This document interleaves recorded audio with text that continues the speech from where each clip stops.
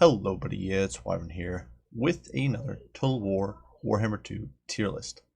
Now, hopefully everybody's had a wonderful Christmas, wonderful holiday. Hopefully everything's laid back and everybody's doing all right. And I figured what sort of more calm or relaxing way to make a little video for the holiday than doing good old Greenskins as a tier list. Because they're kind of a laid back and, in my opinion, fairly easy to stratify race. They've got units that are easily good, and then units that are easily not very good at all.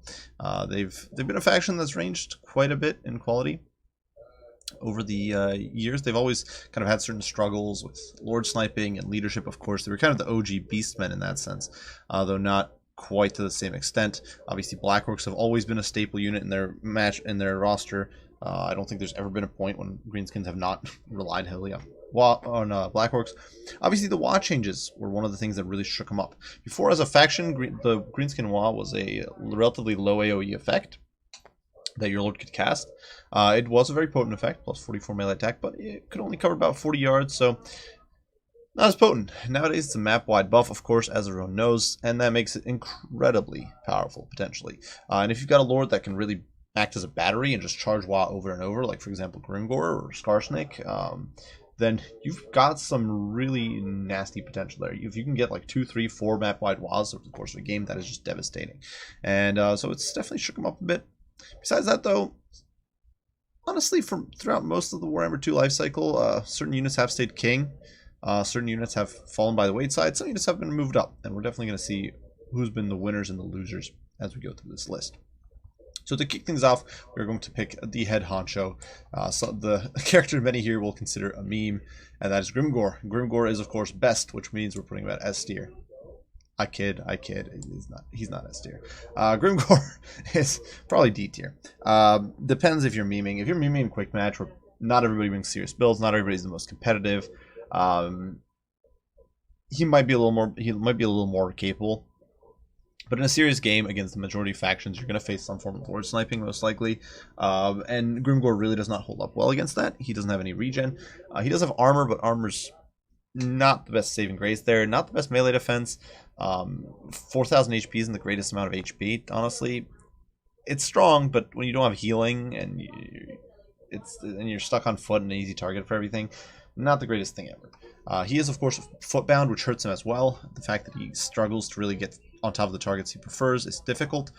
Main place Grimgor, the main reason Grimgor doesn't make it to F tier here is because I think he's actually got a certain niche as a Wa battery that you can plonk down in the middle of a death ball alongside like an Ragnarok, a giant, a horde of Black Orcs. And he provides a solid anchor. If your opponent tries to dive in, that is 500 weapon strength they are taking. With every swing, Grimgor lands on him. Gitsnik, of course, can make him even more roided than he already is. Can buff his weapon strength up to like close to 700, I believe. And of course, he's going to just charge Wa repeatedly. He's got stand your ground, and that makes him a pretty nasty force on the battlefield. Obviously, still very susceptible to lord sniping, which is crippling. But I do think he has a unique niche in the Greenskin roster, even if it's not the niche it's not the niche you'd kind of want for a character with the reputation of Grimgor. But as a relatively cheap Wa battery, he definitely can stand his ground. Now, next up, we got, if I can find him, we got the Great Green Prophet, good old Wartsag. So Wartsag, he's an easy S tier. For me, this is no contest. Wartsag is one of the ruling duet of Greenskin Lords. He's been that way really since Warhammer 1. The reasons are really manifold. He's not a terrible combatant to begin with, which is nice. He's got Effigy of the Git, which is a point-and-click Spirit Leech and Snare combo, essentially. Really one of the best snares in the game. He does have an AoE physical resist buff. He's got a map-wide mini-Wa effect with the Bonewood Staff. He does get pretty insane Winds Magic generation. He's got Lore of the Big Wa, which is a very strong Lore of Magic. You can just spam relatively cheap spells constantly with him and be constantly getting that mini-Wa effect with the Bonewood Staff without having to risk your lord. You don't have to risk him in combat. And being a decent fighter, you can occasionally charge a Wa. If your opponent isn't going super hard in the paints to try to snipe you out, you can get some cheeky damage in with Wartsag and charge a new Wa. So, in my opinion, he does make S tier pretty handily. The only real contest for this function is, and he does have some useless, I will say he has some useless abilities. Sort of, for example, the Wurtzak's Revenge, which increased enemy miscast chances. It was actually bugged, I believe, and didn't even work until recently. And obviously, miscast chance isn't the most important thing ever. So he does have some useless abilities, for example, but that's not enough to drag him down. Despite how expensive he is and all that, he's still just a very powerful force. And right up there alongside him, we do have Azag. So the orc that listens to his crown. A very solid choice, I have to say. He can bring poison to the field, which is really nice. On a Wyvern, obviously, on Skullmuncher, he's got poison default. He can bring the Spider Banner on foot. He's not really Lord Iron particularly often, even though I do think he's very competitive. He has Lord of Death, which is unique for the Greenskins. He's the only Greenskin Lord with Lord of Death. But he doesn't have great Winds of Magic generation, so that is definitely a little bit of a hindrance. Being able to get Spirit Leech, though, Soul Blight is very strong. Greenskins don't have the greatest access to Armor Sundering effect outside of the Rusty Arrows, so you can combo this guy pretty well with Savage Orcs, actually. Which I will say, Wurtzak as well, you can combo with Savage Orcs. You have some very thematic builds, but with Izak, you can combo with Savage Orcs, debuff enemy armor. Purple Suns Zerus can be very strong in certain situations. Spirit Leech is no contest. And there's just actually some gimmicky shenanigans you can do with... especially Doom and Darkness, or even aspects of the Dread Knight, which people don't use, I think, sometimes. And personally, I find it difficult to time, but you can certainly make it. They'll certainly deny your opponent, say, Terror Bomb with aspect of the Dread Knight, stuff like that. So there's definitely some room, in my opinion, to get some really good use out of Azak. He also does get an AoE leadership buff, which is very, very strong. Get on with it. It's +8 leadership, which on a faction like Greenskins, if you're using anything except Black Orcs as your army core, is important, because all other Greenskin troops, there's only really 2 Greenskin troops that hold well that aren't Regiments of Renown, and that's the Giant and Black Orcs. And if you're not relying hard on those 2 units, you need some sort of leadership buff, and I think Azag is a great option for that. Which just move us on to the final Legendary Lord, and that is Skarsnik. I'm going to give Skarsnik a C tier. I don't think he's as weak as Grimgor. He's the other Wa battery. Now, unlike Grimgor, he has very low armor, and he's not the fightiest, so he's in some ways easier to kill. He doesn't get knocked over either, due to the nature, or due to his nature, due to the fact that he's combined with Gobla. You can't knock Skarsnik over. This makes him in some ways easier to snipe than Grimgor, because he's squishier, he's can't get knocked over, and you get those free invuln animations. Yeah, he's not the greatest that way, but he does have more HP than Grimgor, which makes him more resilient against, say, Spirit Leech attacks. He does have abilities that grant stalk and AoE, as well as increase his Spite of the Bad Moon. He does have the his Spite of the Bad Moon, or he's got Tricksy Traps, which gives you stalk, and then he does have, I believe it's called Spite of the Bad Moon, which gives you better shield block chance. Some potent buffs in that sense. Skarsnik's prodder, although not very popular in my experience. And Skarsnik isn't necessarily a lord I use. But personally, as a player, I like to use Wurtzak. Grimgor has a bit of a meme, and then the Goblin Great Shaman. So I don't use Skarsnik that much, but Skarsnik's prodder can actually be a pretty potent ability. It's just not used that often because it is kind of expensive. But you hit a mob of troops with it, and it can do well. For how cheap he is, Skarsnik can also be a solid battery. And having more HP can definitely help you. If your opponent is trying to snipe you with magic effects or just AP artillery, Skarsnik can tank that a bit better. Then he can actually tank it better than any other Greenskin Lord, I believe. So it can be significant. Now, next up, we do have our generic lords, and generic lords are how do I put it? A bit of a mixed bag. We'll start with the cheapest, the Night Goblin Warboss. This guy's, in my opinion, also C tier. I think, like Skarsnik, he's got a bit of a clear niche. He's not there to fight. He's really just there to run away and survive and be dirt cheap. To be an expendable lord that you'd not worry about risking, and at the same time be capable of providing a little support. He does have Tormentor Sword, so he can dive in. He can get some cheeky sort of poke and potentially get your opponent caught out in a bad spot if your opponent tries to dive in or thinks he can get a cheeky kill on him. That's 7. You can get him. I think you can get super cheap on a Squig. He's got 84 mobility on a Squig, so he definitely has some benefits there. He is pretty squish, which is definitely a problem, but I think with Tormentor Sword in particular, he does have a bit of a niche as a snaring lord and as a cheap support option. I don't think he's as good as the next lord we're going to discuss, which is actually the Goblin Great Shaman. I think he's a much better cheap lord. and that's why he's going A tier instead of C. The Night Goblin Great Shaman, oh sorry, not the Night Goblin, he's just Goblin Great Shaman. Now unfortunately he doesn't get a Ragnarok mount, which kind of sucks. I kind of wish he'd get that. But you can get him on a wolf, which makes him super nippy. He gets Lore of the Little While, which isn't the best lore of magic in the game. It's kind of a, I don't want to say it's a bad lore, but it's a meh lore. It's not big and flashy. It has some very good support spells, but nothing big and flashy. He's not likely to get a second wall off, which sucks about this guy. That's really the main downside to him, is that because he's so squishy and so flimsy, you don't want to engage him like ever. You want to hide away, and you'll be very lucky to get a second wall off in a game. But just the way he's cheap and he provides a good spellcaster and he can be very mobile is, in my opinion, a big redeeming factor for this guy. You can just get a cheap Caster Lord combo, like for a little over 1,000 gold, which leaves you with like 11,000 gold for the rest of your army, and that can give you some really insane width. He can Vanguard deploy, which you can get a massive Vanguard build going, and for that I like him at A tier. I think he's a very competitive Lord, not quite up to snuff with Azag and Wartsag for sure, but definitely very strong. Now finally we do have, if I can find him, the Orc Warboss. And this guy, if it was up to me, I'd put him at F tier. I don't think he's very good at all, despite the fact that he's got an AP in the last buff. But I'll put him at D, out of respect to the fact that I've seen a lot of people argue that he's better than Grimoire. That's not a very high bar, to be quite honest. I feel like everything this guy does, Azag basically does better. But he is relatively cheap. He does get some AP now. And on a Wyvern, he can be very, very mobile, provide some punch every now and then. Certainly would not be my go-to choice. I don't feel he has a huge standout niche, besides being like a squishier but mobile Grimgore. To be blunt, I just don't use the Kai very often. I don't think he's really worth using most of the time. But I do think that if you just want a mobile, he is one of your only 2 terror-causing Lord options. He is one of your only 2 flying Lord options. So, and if you don't want to bring Azag, if you don't care for Lore of Death, which honestly sometimes you don't. Lore of Death is in some ways overrated, and sometimes you just don't care for Lore of Death. So if you want to go cheap and budget, you know, you can bring an Orc Warboss.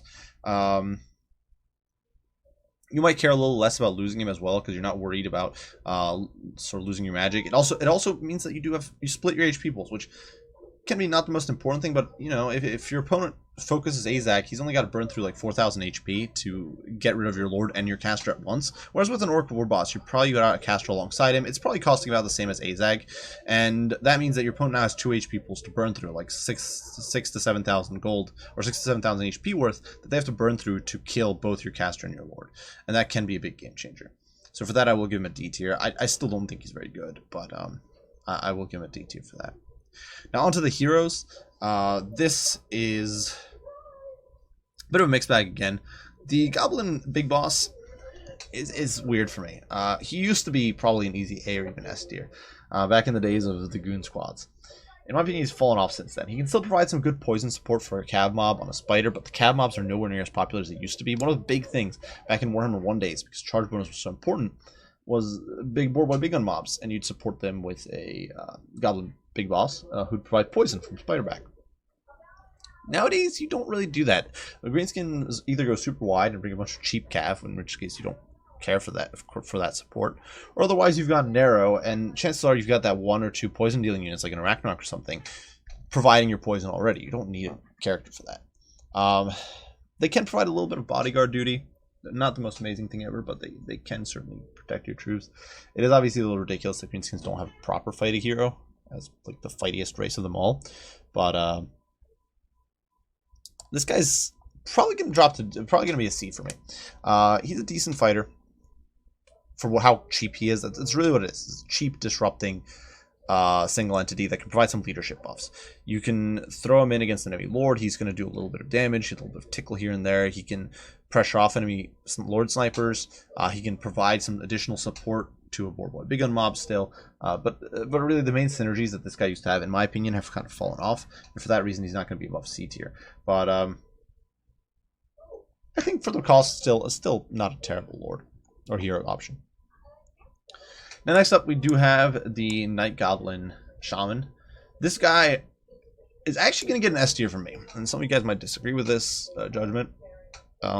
then you're free to do so. But my take is this. This guy's dirt cheap, and he brings a very strong auxiliary Lord of Magic that you only get on one other Lord option. In many builds for the Greenskins are one of the few factions where you will see a lot of double caster builds. And this guy is just so great for that because he's so cheap. You don't, like, you bring one or two cheap spells. You bring, like, Gork Fix It, which is a nice auxiliary support spell. You bring, like, Sneaky Stabbing or something. You bring these dirt cheap spells. This guy costs you, like, 400 or 500 gold tops. He's got stock, so you're not super worried about early game Lord Sniping.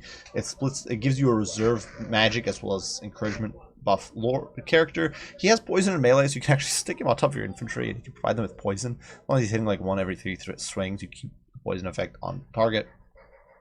And just because of how cheap and expendable he is, you're not worried about losing this guy, and it's really nice. And I don't think there's.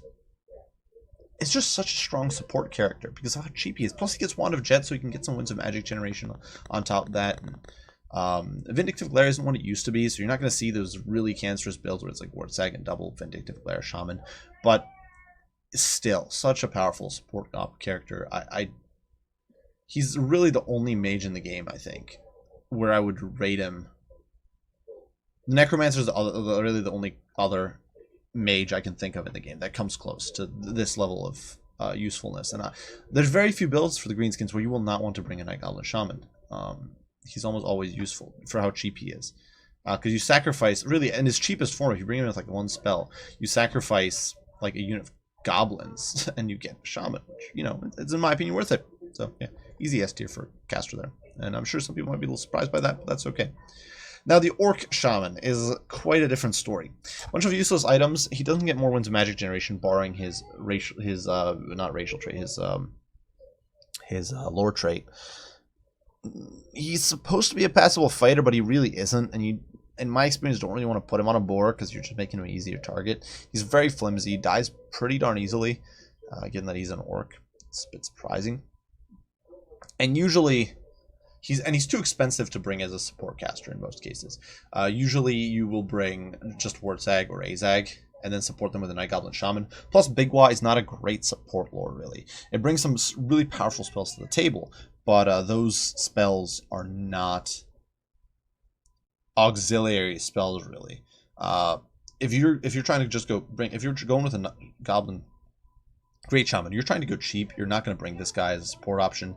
If you're going with Azag or Wartzag, you might bring a Night Goblin Shaman as that support tool, but you're not going to bring this guy. He's, in my opinion, a C tier at best. It's made worse by the fact that the main non-caster, the non-caster lords are all C and D tier themselves, so the builds where this guy would be a good choice as a primary caster, very rare to begin with. Even Scarsync or like Night Goblin Warboss, who you see semi-frequently, is nowhere near the level of Wartzag, Azag, or the Goblin, the Great Shaman. So I think a C tier is fair. This guy might be as low as D tier in some ways. I see him very rarely. Sometimes you won't even see him with combat builds. You'll just see a Night Goblin Shaman because people are trying to keep it cheap. And for that, he's definitely a C tier. You just pay too much for combat stats that don't matter. It's a lord that's strong, but he's just too expensive, really, for what he provides. And with that, we're out of the hero category, and we are on to infantry. Now, first and foremost, cheap, expendable, great fodder. Goblins, and these guys are somewhere between A and B tier for me. I don't use them as often as I probably should. A lot of other players swear by them. I'm going to give them an A tier because I know they're strong and I probably should use them more often than I do. Silver shields, 300 gold, wad up their stats spike a massive amount. They essentially get double the melee attack and significant improvements to charge bonus and all that, so they become an actual significant force on the battlefield for how cheap they are. They will cleave away other cheap chaff in moments, essentially, and that is what puts them up to, in my mind, as an A tier unit. There's synergy with WoW, their cheapness, the fact they can just zone away skirmishers. They're fast enough to harass backlines as well. If your opponent doesn't have enough width, these guys can sneak through and they can chase archers or guns or harass artillery pretty effectively because they are just so cheap. And I think they're a nice supplement to most Greenskin builds, and for that they are going to make an A tier. Though I don't think they're quite as far up there as I'm going to drop them to B, actually. As much as I like them, I think they are B. Because there are some other units that I think are much more key, but not quite S tier. We'll get those. It's a toughie. I'll give it an A because it's a bit of a toss-up for me. Low A is probably where I put them. They are definitely a strong unit. Now, then we have the Night Goblins. They're cheap and poison imbued characters. And as you can see, some of these guys have like a little green smiley face on them. That is the Fanatics, because they don't have a unique icon as far as I was able to tell. And so, yeah, that was those are Fanatics. So, Vanilla Night Goblins are, in my opinion, a B tier. Maybe even as low as C. I'll give them a B. The reasoning is this. They have, if you're going to do a Vanguard build with the Goblins, with the Greenskins, you're going to bring these guys. These guys are going to be a core unit in that. Their big problem is low leadership. They tend to rout very easily. They rout far more easily than Goblins, actually, which is a huge killer for them, and one of the things that really holds this unit back from being solid. But with AWA, with Vanguard, they can perform rather well. I think I'll actually put them at C, because that is a very, it's essentially their niche is Vanguard builds. But if you don't Vanguard, you're probably not going to use these guys. They're just not a good supplementary unit. If you want backline harass, like a Vanguard backline harass, you've got far better options in the Greenskin roster. But I think in their niche of Vanguard builds, they are pretty solid. So we'll give them a C. Then there is Night Goblin Fanatics. Actually, I guess price-wise, yeah, we can do these guys, and we'll do the Orc Boys. Then there's Night Goblin Fanatics. These guys actually get a D tier. Maybe this should be as low as F. The reason I'm not giving them F is because, and spoiler alert here, the Goblin Archers Fanatics are going to get F. The reason these guys get a D tier for me is because it's way too much micro to get reliable usage out of the Spin to Win Fanatics. It is a powerful ability, don't get me wrong. It's a strong spell. But it's just too micro intensive to use reliably, and if you try to bring too many of them, you're not going to get results out of it. It's passable on like the AP Loonies, but it's just it's just a waste of resources most of the time.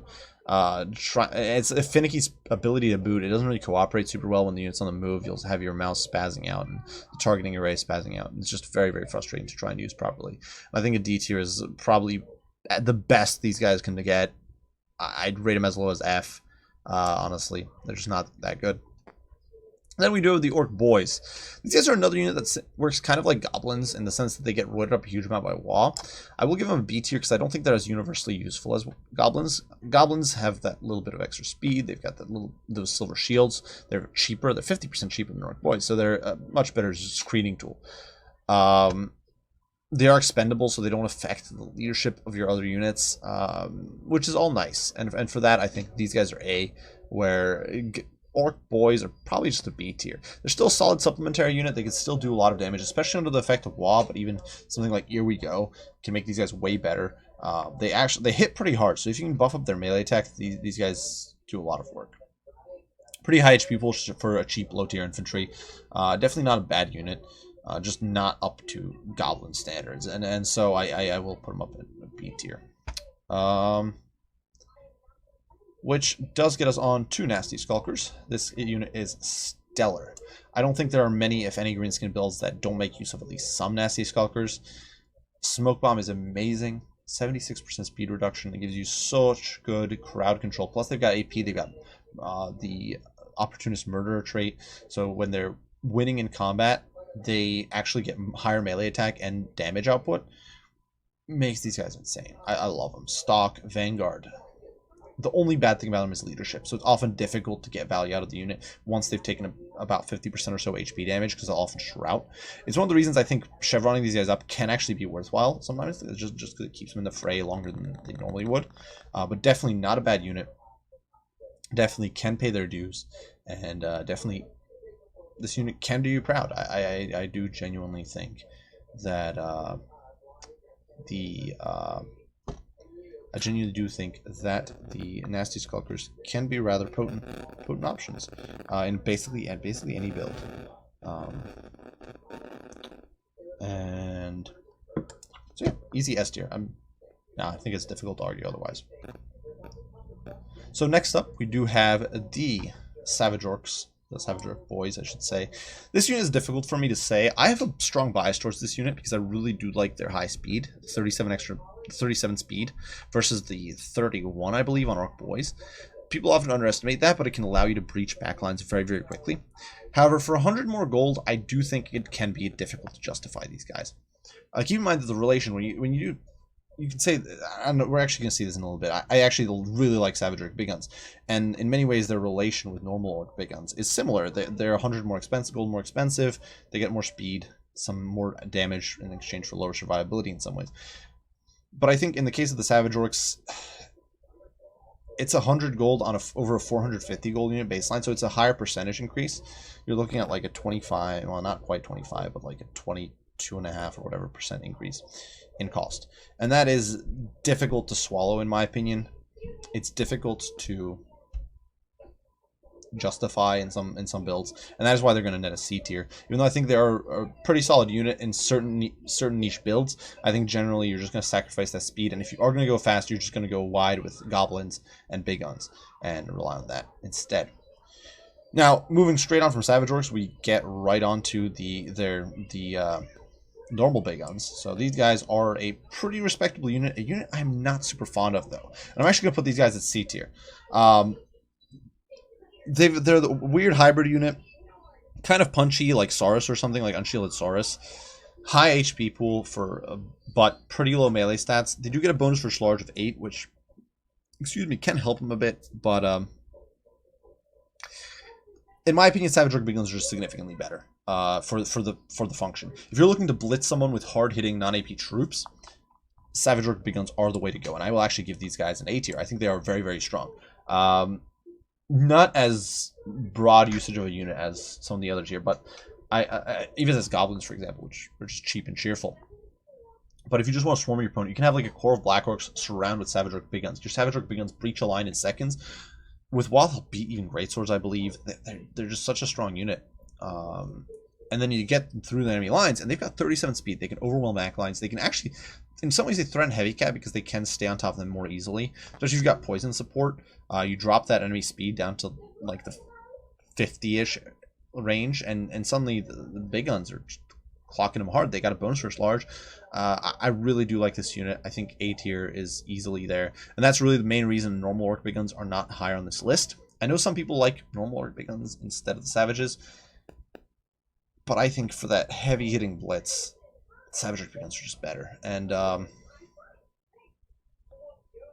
that's really the only reason Big Guns are C tier. They are a very respectable unit in their own right, and I don't want to downplay that, but. And certainly this comes down to my play style as well. I like these aggressive, rushy builds.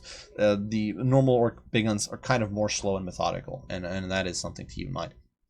There's also the fact that one of the big problems sometimes with Greenskin rushes is that you'll have these peripheral units that are collapsing and fleeing, which Savage Orc Big Guns usually aren't affected by because they've got Frenzy. And Immunity Psychology prevents units from being affected by nearby units routing, one of its big benefits. So while it won't really help you against Terror, because by the time Terror is hitting, you've lost Frenzy anyway, it can help in those early rushes where you lose like some Orc Boys or whatever that were supporting your push, and these guys will stick around because they got immune psych because of Frenzy. And finally, we do have Black Orcs, and this is just a stellar unit, an absolute champion unit you're going to use in basically every matchup, or maybe not every, but nearly every matchup except like Elves. Easy S tier in my opinion. One of the units has been carrying the Greenskin race on its back for basically the entirety of the Warhammer life cycle. I don't know if there's any other Greenskin unit that has been as decisive, and easy S for me.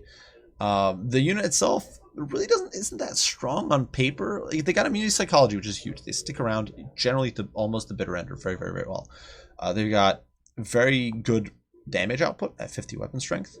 Pretty terrible combat stats. 36-26 is not impressive, but they've got huge HP pool, the highest HP pool in the game, and they do have very high armor at 110, so they could tank like beasts. They got high charge bonus. They are just brutal for how cheap they are at 1150. They're just a very, very strong unit, especially with Law and supporting spells, and they easily get an S. Now, next up, we are going to look at the Regiments of Renown. This is a bit of a mixed bag, though I don't think any of them are bad. The Warlords Boyz, solid unit. They provide armor sundering and they got immunity psychology. Otherwise, they are like normal Night Goblins. The big problem is they do lose poison to get armor sundering, so this is a little bit hurtful to them. But they do synergize nicely with Savage Orc Big Guns, in my opinion, with normal Orc Boys, with other Goblin units, with units like that, because they do provide that armor sundering effect. And for that, they're going to get a C tier. I think they're decent. I don't think you want them in every build. I don't think they're a near staple or a full staple, but I think they're a unit that's very, very strong in most matchups. Maybe, you know what, they'll get a B tier. I actually think, you know, when I talk about it that way, I'm like, yeah, they're strong in most matchups. They're cheap armor sundering support unit. I think a B is probably fair. Not a top tier unit for sure, like the A and S tier here, but definitely strong. If I can find whoever's next, the A-Peak Loonies are easily S tier, in my opinion. And there's a lot of S tiers here for Greenskins, because there are certain units that really carry the roster, in my opinion. A-Peak Loonies are one of them. Unbreakable, Fanatics. The Fanatics are hilarious, which is obviously instantly bumps them up a tier anyway, so they're like S+ probably, because the Fanatics are tied up dwarves instead of ball and chain. So, you know, these guys are like S+ for that. But in all seriousness, they do poison. They're unbreakable, massively powerful support unit. Vanguard, you're going to use them in Vanguard builds. You're going to use them in slow and steady blob builds. You're going to use them in wide surround builds. There's almost no build where these guys are not useful. You might drop them because you want to 3 other Regiments of Renown because of your specific combination you're trying to pull off, but there's no build where these guys are really going to be a detriment, in my opinion. And I really do think they're S tier. They're just a very strong unit. Finally, we do have the Crimson Killers, who have evolved a lot. These guys have gone from being a total trash tier unit to being a solid one. I'm going to give them a B tier because they're not a staple of the faction, but Greenskins don't trade that well into super elite infantry. It can definitely be a struggle because of the low combat stats in their units. The Crimson Killers just cleave through elite infantry. They've got high combat stats, relatively speaking. They hit like trucks, and they've got splash damage. And ever since they got buffed to have the same model count as normal Black Orcs, they've become an absolute beast on the battlefield. They are still very susceptible to focus fire, and that's really what drags them down to B tier. They're a very expensive unit without significant survival boosts over Black Orcs besides the rank 9 melee defense. That is what keeps them at a B tier in my book. Either a low B or high C, really. But if they get in the fight, they are going to crush everything. I think they beat everything except maybe the Regiment of Renown Harganeth Executioners.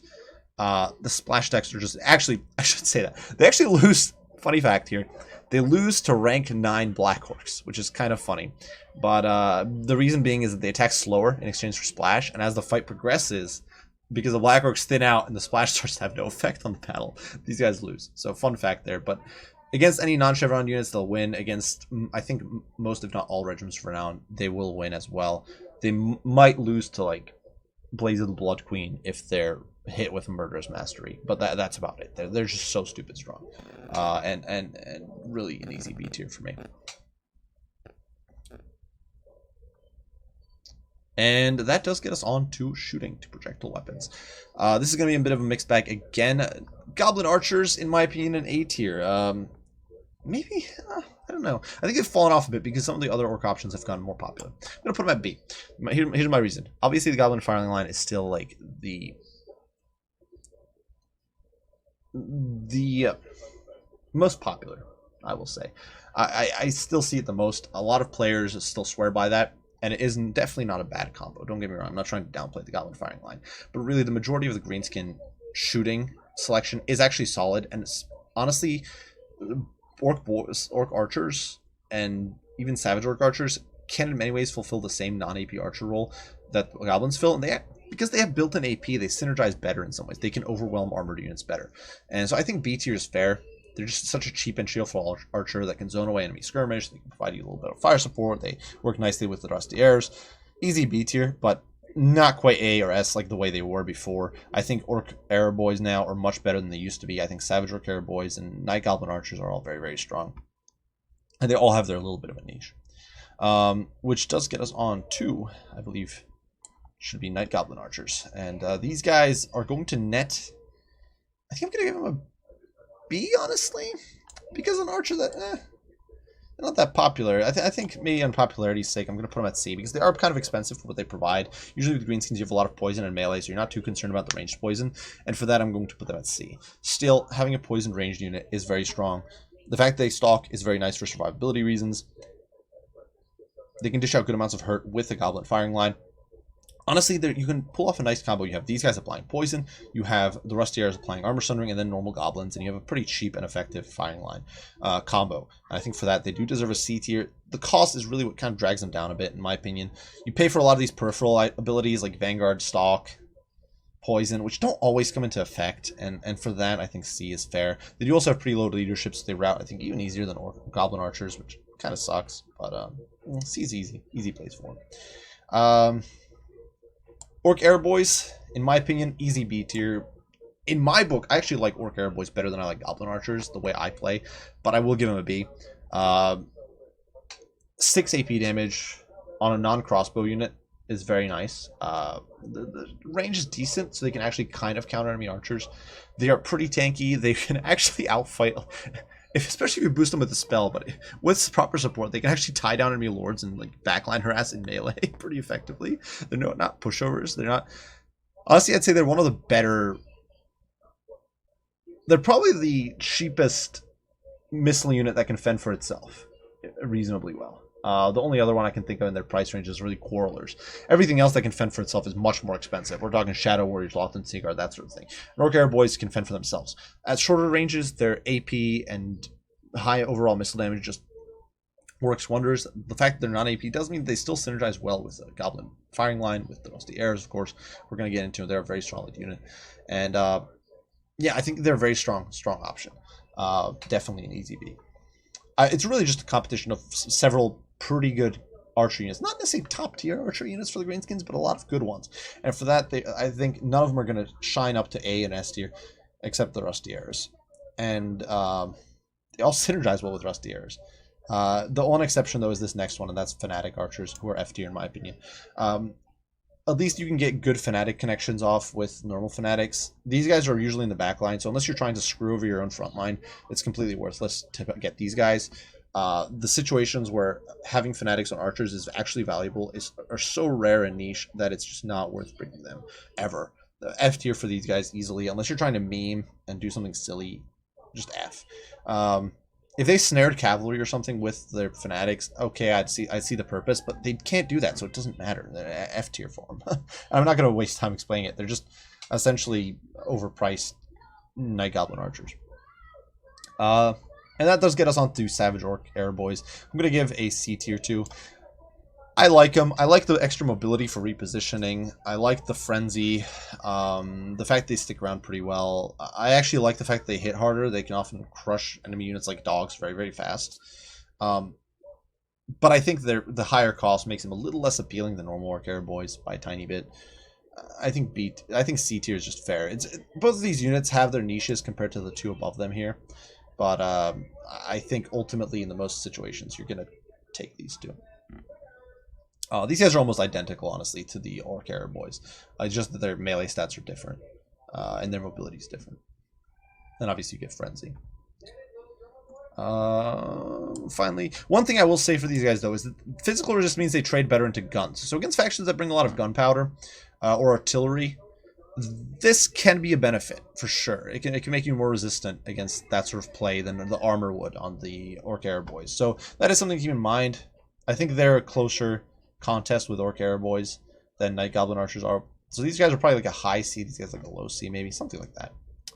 Finally, we do have the Rusty Arrows, the last regiment, or the last archer unit, the Regiment of Renown, another S tier.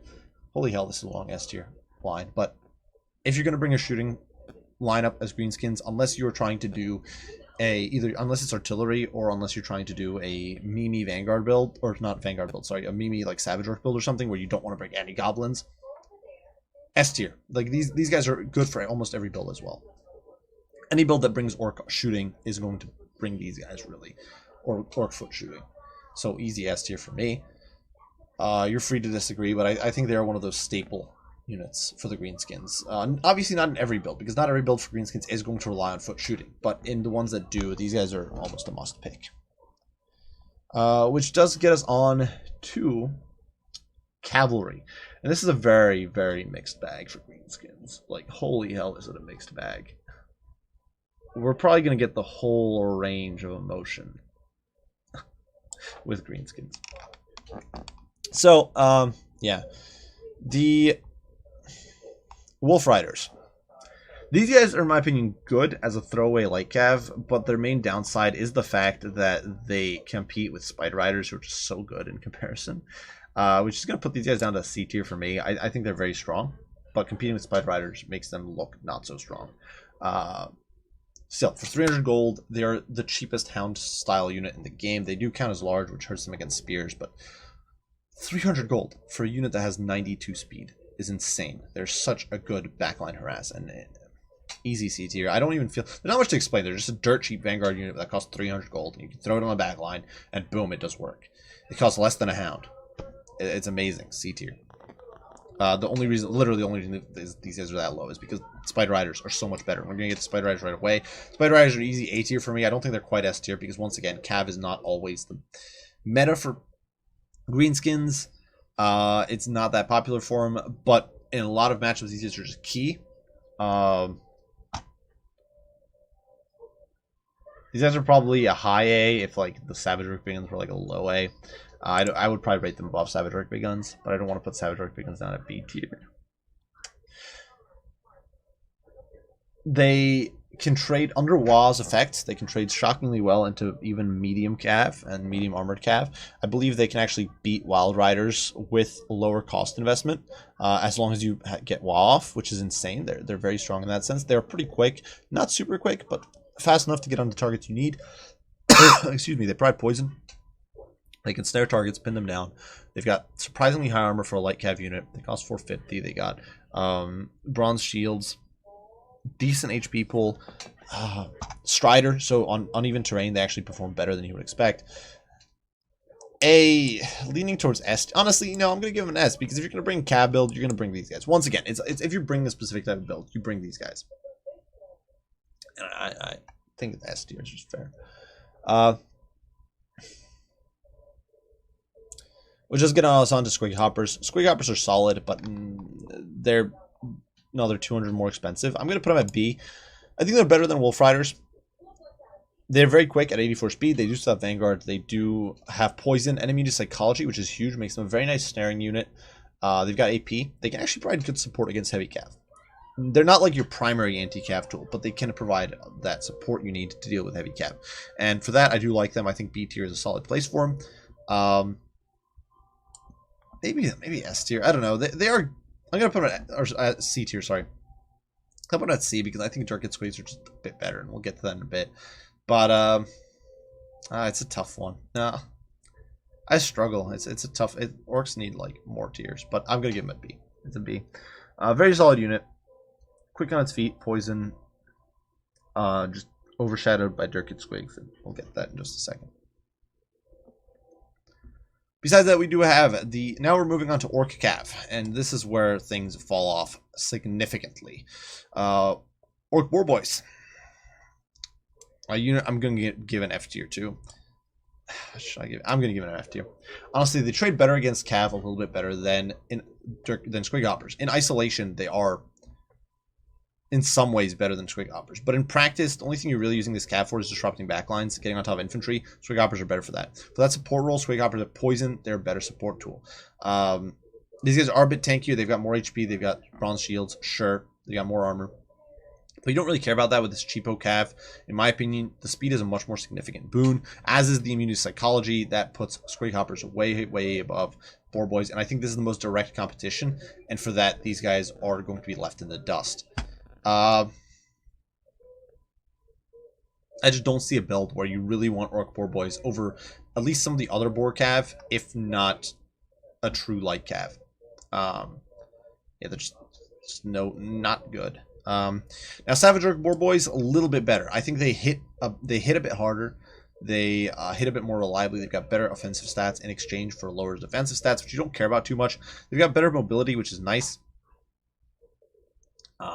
I don't think they're very good regardless, but I'm going to give them a D tier because I think that occasionally there are builds where you want that little bit of oomph. and they can provide that extra oomph. Actually, you know what? I'm going to move these guys both to D tier. So the reason being that I actually like these. I actually kind of like these guys. And if there's a tiny handful of matchups, I actually kind of like these guys against Wood Elves. Weirdly enough, as a bit of a cheap auxiliary cav. But definitely these two are not shining paragons, but they are more useful than Archer Fanatics. So, I'll give them a D. Because I'm feeling generous today. I still scowl in disapproval at the unit, but neither unit is very good. They hit okay-ish. They've got AP, but really, especially if you compare them to Greenskin, or not to Green, to Lizardman Cold Ones, or Cold One Riders specifically, these guys are just such potato tier cav. Like, in the mid-tier cav in this game tends to be stellar. Necron, Horsemen, Knights Errant, Empire Knights, Black Knights, even sort of like normal Silverhelms, Illyrian Reavers, all of those units are so darn good. And then you have this, and Squighoppers for that matter. And then you have these two maggots of a cavalry option, and it's like, ew, why would I want to use this? these are just not good in most situations. So sad story there. Orc Boar by Big Guns I think are a little better. I'm going to give them a C tier. They've gotten buffed recently, so I think they might actually be better. I just haven't given them enough experimental time. They might be as high as B tier nowadays, but I'm going to keep them at C for now. I think their improved mobility, or not their improved mobility, I think their improved stats is going to help them a little bit. But I think they are now tankier. They get a little bit of armor and that sort of thing, so they're not as bad as they used to be. They do trade cost effectively into basically every cav in their price range. The problem is that in practical games, the slow speed and the fact that they're very low leadership makes them, and the fact that Greenskins don't have the same control tools other factions have to deny enemy rear charges and terror bombs hurts this unit a lot, and I think restricts its usage a lot. So that's going to put it at C. Similar case for the Savage Rook Boy Big Guns. They're actually a very strong unit. They will beat Questing Knights down in 1v1. They trade incredibly effectively into certain both AP as well as non-AP cav. But both units fall off pretty heavily against infantry. Both units are pretty low on mobility, which is killer. And both units definitely do struggle from Greenskins' lack of support tools.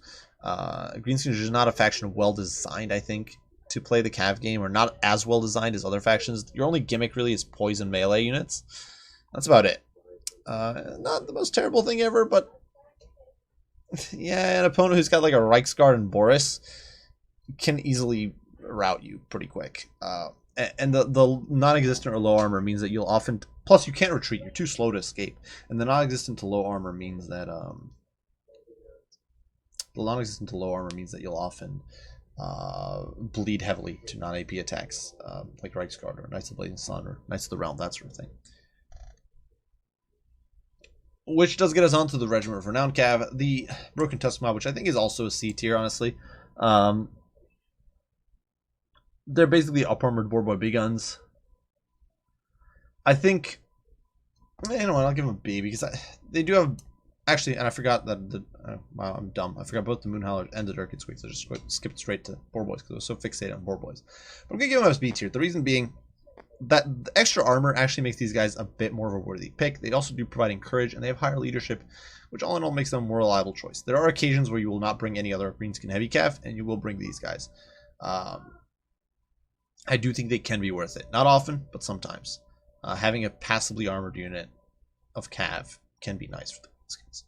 Dirked Squigs, straight upgrade to normal Squigs. For 100 gold, you get missile resist and rank 9 stats, so easy A tier. Kind of a lackluster Regiment of Renown and like what it brings to the table, but for the cost, it's just better than Squighoppers. So if you're going to bring any Squighoppers, you're probably going to bring Dirked Squigs. Solid unit. I like them.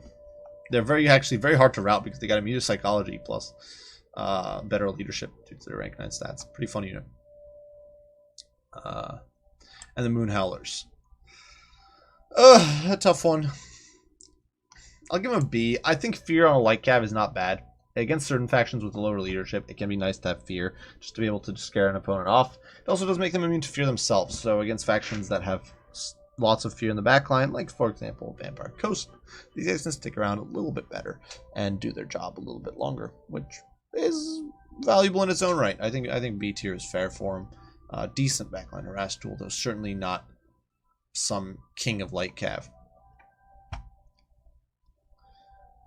Which does get us on to Skirmish cav. Now, Greenskin Skirmish cav tends to be pretty. I guess I should include. I guess we'll just include. I don't know if we'll do chariots later as their own thing. Light cav, Goblin Wolf Rider Archers, in my opinion, easy B tier. They're cheap. They're cheerful. They're not as good as I think some people make them out to be. If you don't get them on the right targets, they can often not pay for themselves, and they can often get chased off pretty easily.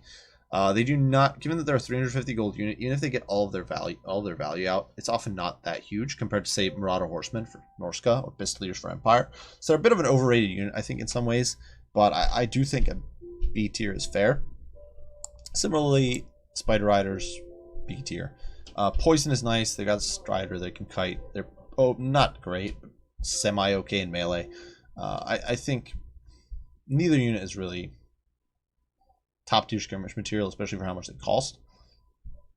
But even though they are cheap, it's just you compare them to like Marauder Horsemen. Marauder Horsemen will do way more. For 50 more gold, Marauder Horsemen are so much far and above better than Forest Goblin Spider Riders for the damage output. It's really not even funny. So I think B is fair. And then the Regiments of Renown, of course, which weirdly enough, there's actually a regiment around for each unit here. We do have the Mogres Ranging Marauders. These guys are an easy A, moving even into S tier territory. The limits on Regiments Renown have, I think, hindered these guys a bit, but the fact that you've got AP on a fast moving cavalry is really nice. For 600 gold, they can do huge amounts of damage. If your opponent ignores them, doesn't shut them down, doesn't try to contest them, to do a lot of work. The Death Creepers, I don't personally like them a huge amount, but I will give them an A, mostly due to, as credit to other players who make use of them. They got stock, they got regions, they can sort of win in these long attritious games, and they can provide some decent support later on in melee. So I think an A for them is fair. I think Mogres Ranging Marauders damage output they can dish out is huge. Really an easy A tier there for both units. Just very, very solid. Which let's get us on to, well, chariots, I guess, and then we'll do more machines. Normal Goblin Wolf Rider Chariot, just bad. I'm sure somebody's gonna bring up like Gobbo King, who made these guys work well. That's really the only reason That's like the only reason I'm giving these guys T tier. Is out of respect for Gobbo King, and the fact that they do have a specific niche of line breaking and disruption. Actually, I shouldn't say they're terrible. They do have this niche. That being a super cheap chariot, they can line break and harass in that sense. And that does have its value, I will say. I'm not good enough to use it properly. Sorry to disappoint. But I will say it has its value, and I think it nets them a D tier. Same thing with the... Well, yeah, whatever. We'll throw in the Thief Robbers right away. I'm not a huge fan of the Thief Robbers. Their benefits, like Vanguard, are just not great, but it's for chariot. But, you know, both units, as a cheap breakthrough tool, can earn their keep, and for that they deserve D tier in my opinion. In those rare circumstances when you want to bring this form of harass, they're very quick, they're hard to shut down. Not a great unit in my opinion, but you know, D tier is fair. Excuse me, Orc Boar Chariots, the final unit here, C tier in my mind. Not a great chariot really, not particularly tanky. Despite the fact that it's an orc unit, very slow, but they do have AP and they are relatively cheap. So in certain matchups where you want a heavy hitting chariot with AP, they perform well, and for that they're going to get a C tier. I think they're definitely more reliably useful than Wolf Rider Chariots. In some of the recent community casts I saw them being used very effectively against factions like Skaven. I know they have potential against factions like Dwarves. See me using that matchup all the time. I'm not a huge chariot player myself either, which definitely skews my perspective here. But I think C tier is more than fair for these guys. Just get us on to the artillery. And we'll start with the Rock Lobber. not the greatest artillery piece by any stretch of the imagination. Probably a D tier, really. As a dirt cheap harassment tool, it can do okay. But Doom Divers have just completely overtaken it, in my opinion. I think it used to be more of a niche tool, but there were these arty heavy builds you'd see sometimes from Greenskin players. But I think as of late, Doom Divers completely outshone the Rock Lobber. You can use it as this harassment tool, and it's not terrible for that, given how cheap it is. 600 gold for an artillery piece is nuts. But yeah, D tier is really the best I could give it. Doom Diver though, easy A tier. Great artillery piece if you want to play static as Greenskins. This is the way to go. Not great for counter battery, but besides that, can whittle down enemy single entities, can crush enemy infantry formations, cavalry formations, acts as a surface-to-air missile, shoot down enemy flyers. Hilarious, actually, watching these guys zoom in on like Pegasus Knights. But easy A tier. Ever since they got AP, they've just been a great unit in almost every Greenskin build, really. Especially, or specifically static build. But even if you do like a Vanguard build, you can keep some catapults in the back to provide support if it's a smaller map where these guys can reach. And while your opponent's being pressured with your cav and your infantry, these guys can just be doing free damage. So really, really great unit. The Hammer of Gork, I'll give it a C tier. The effect, the blinded effect, is just not really worth it in most cases, but rank 9 stats can be. Not a huge fan of the unit, but once again, cheap harass. And I might be overrating it here. It might be at the same level as the Rock Lobber. I don't really think either unit is super good, but I think it is a little better than the Rock Lobber. And I don't think either is bad enough to be F tier. They both have their niche. It's just a very narrow and small niche. Moving on to monsters, which is the final category here. Squigs. A unit that I'm not super fond of, but is not bad. As a throwaway chomp chomp unit, C tier, I think. You throw them in, you get WoW. They do a lot of damage. Immune Psych, but terrible leadership, even with Squigs Mono Wild. So they don't usually last very long. But in those few seconds they do last, they can do a lot of damage. C tier is probably the best you can get out of these guys. If they had a little more HP, I'd probably put them even up as high as B tier. But they're not quite up to snuff. With like the Razor Gore Herd, I've seen it demonstrated to me how they can shine. I've never really seen that with Squigs. And the low speed, in comparison to like Swig Hoppers or Razor Gores for that matter, the low HP, that just hurts them a lot. Trolls, D tier. You can certainly use them as a high mass support unit, but the low leadership is a killer. For the Greenskins, it just doesn't matter if you've got... That just doesn't matter. If they've got decent combat stats and high mass, if they have such low leadership. A good opponent will still break you. Greenskins don't have an item that gives immune psychology, so Terror Route can kick in easily. Even if you give these guys 9 chevrons and stick them next to like Azag, they route pretty easily, and it hurts the unit a lot. I think there are niches where they can work. I know Turin's demonstrated some matches where they shine really well against like 2 Kings and stuff. I don't want to write them off completely, but I think D tier is the best you can get out of these guys. Next up, Giant. In my opinion, actually C tier on the Greenskin roster. Greenskins are pretty good at shutting down backlines, which means the Giant's traditional enemies are shooting are not as dangerous. And camped on top of an anchor of Black Orcs, Giant can just wallop units all day long. Performs pretty well. I think it's a great unit in a handful of matchups. Chaos. No, just kidding. Chaos Vampire counts, for example, being a few. Not great in many matchups, but I think it is a decent, stable anchor with its high leadership, high weapon strength, and decent synergy with Greenskin backline harass as well as Black Orc anchors. And, in my opinion, a solid unit. Where for Beastmen, the Giant is too much of it slows you down too much, and the support tends to route off. Or where for Chaos, it's just not as good as your other monsters, or not nowhere near as flexible and capable as your other monsters. I think in the case of Greenskins, there is a bit of an argument to be made that you don't always want or need an Ragnarok. The Ragnarok's lower mobility and sort of susceptibility to AP damage definitely, I think, hurts it in comparison to like a Shaggoth, even though the Ragnarok is very strong. Now, Vanilla Ragnarok is actually probably also a C tier. It's a good support unit, but the reason it's not getting higher on this list is because we've got the Ragnarok Queen, and she gets an easy A. If you bring in a Ragnarok, you're almost always going to bring her. The Vanilla Ragnarok is nice. It probably has a bonus for Large, it has poison, it has AP, has the little Howdah on the top shooting more poison darts, but realistically, if you're going to bring a Spider, just one, it's going to be the Ragnarok Queen because she gets Spiderling summons and higher leadership. The big killer on the Ragnarok, and actually I should mention this, is one of the big things that messes with it compared to the Giant. Giant is almost unbreakable. a Ragnarok breaks at the drop of a hat. Its leadership is terrible for a monster. It's like Lizardmen savage monsters, except you're Greenskins, so you don't have cold-blooded to counteract that bad leadership. So like where a Feral Stegodon sucks leadership-wise and is easy to route off, or a Feral Dreadsaurian or whatever, you can counter it with cold-blooded. You can't do that as Greenskins reliably, and that hurts in Ragnarok a lot. Ragnarok Queen kind of compensates with her high innate leadership, and Spiderling summons help backline harass as well, helping keep your monsters alive. So easy 8 for her. And that's the Greenskin roster for me. I'm surprised there's not as many F tiers here. Some of these units definitely I was close to, as you guys saw, but not quite.